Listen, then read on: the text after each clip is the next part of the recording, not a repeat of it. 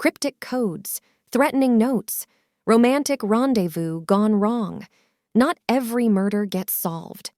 For all the amateur sleuths out there, we've collected the United States' 5 most notorious cold cases. The Zodiac killer. Those newspapers published not only the killer's letters, but also the ciphers he sent along with them. The papers encouraged the public to help decode the secret messages. One text, known as the 408 cipher, contained the message, "I like killing people because it is so much fun." Another, the 340 cipher, wasn't decoded until 2020. It began, "I hope you are having lots of fun in trying to catch me." But the letters and the decoded ciphers haven't been enough to crack the case. Though several suspects have been investigated, the Zodiac killer's identity has never been proven. The most scrutinized suspect, schoolteacher Arthur Leigh Allen, was institutionalized in 1975 for unrelated crimes.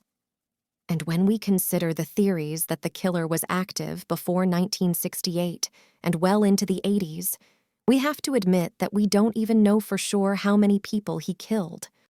JonBenet Ramsey. No suspects have ever been arrested for the murder of JonBenet Ramsey, a 6-year-old beauty pageant winner found dead in the basement of her family's Boulder, Colorado, home on December 26, 1996.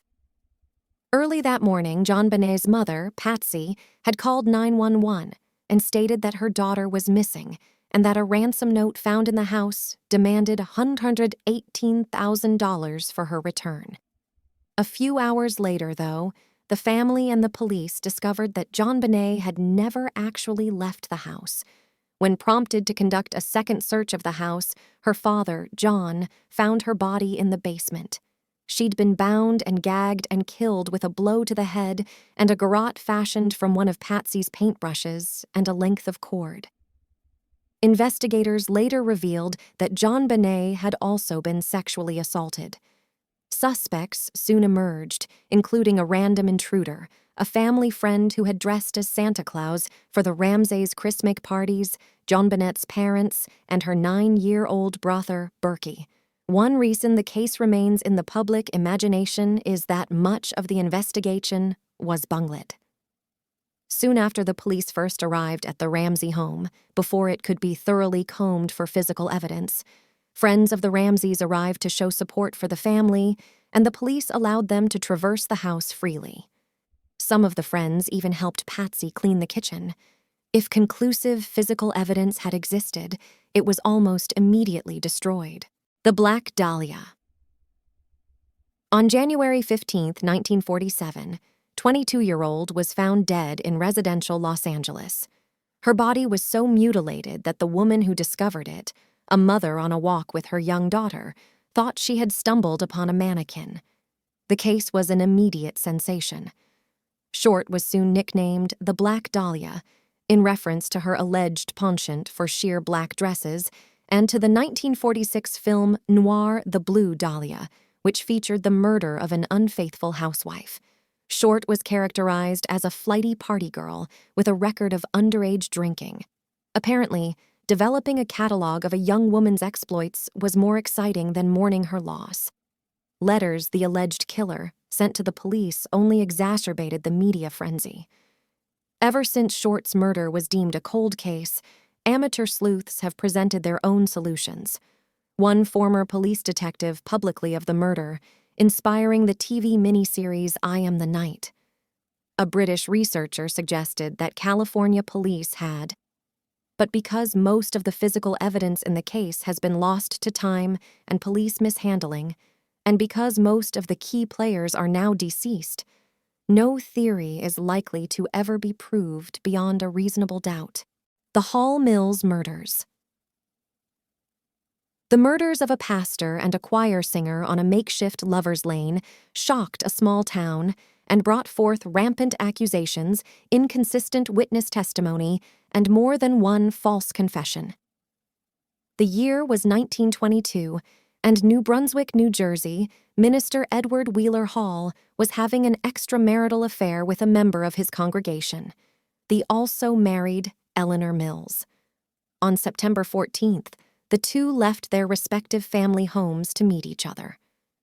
When Hall didn't return home that night, his wife, Frances, and one of his brothers-in-law began a search, but neither Hall nor Mills was found until 2 days later, when another couple walking Lover's Lane found their bodies under a crabapple tree.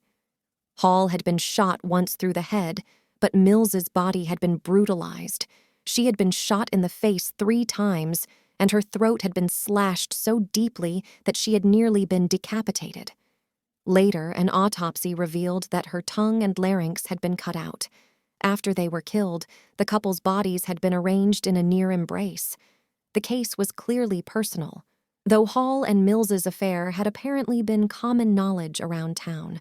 Both of their spouses claimed to have been in the dark, an assertion that struck investigators and the tabloids, which seized upon the story immediately, as highly suspicious. Frances, along with her brothers William and Henry Stevens, were considered prime suspects.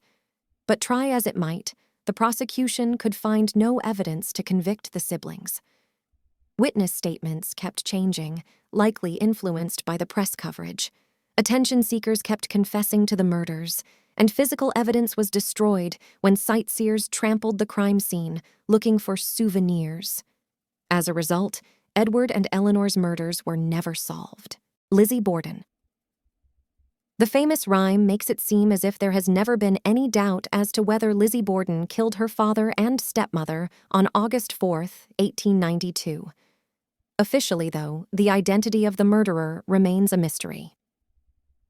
Lizzie and a maid, Bridget Sullivan, were alone in the Borden house with Mr. and Mrs. Borden when Lizzie, according to her testimony, discovered her father dead.